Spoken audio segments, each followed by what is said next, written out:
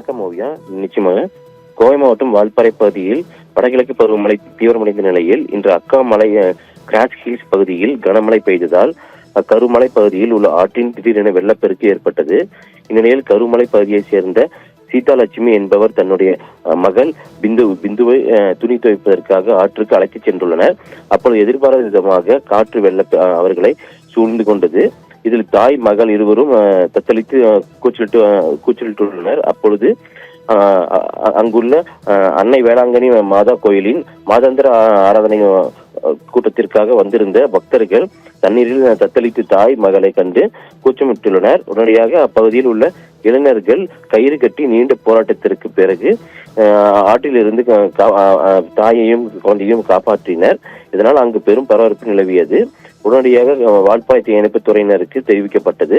தீயணைப்புத் துறையினர் சம்பவ இடத்திற்கு விரைந்து வந்து பார்த்தபோது பொதுமக்கள் அவர்களை மீட்டுள்ளனர். உடனடியாக அப்பகுதியில் உள்ள சுற்றுலா பயணிகளை அழைத்து ஆற்று பகுதிக்குள் இறங்க வேண்டாம், மேல் பகுதி திடீரென காற்று வரும் வெள்ளத்தில் அடித்து செல்ல வாய்ப்புகள் உள்ளது, எனவே அப்பகுதியில் உள்ள சுற்றுலா பயணிகளை ஆற்றில் இறங்கக்கூடாது எனவும் தீயணைப்புத் துறையினர் மேற்பார்வையாளர் வேலு அவர்கள் அறிவுரை வழங்கினர்.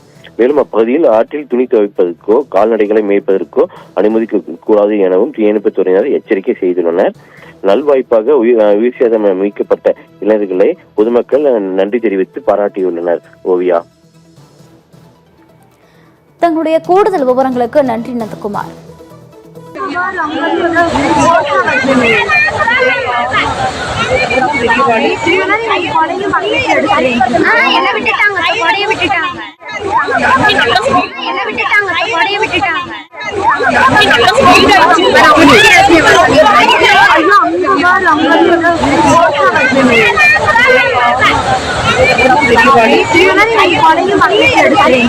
என்ன விட்டுட்டாங்க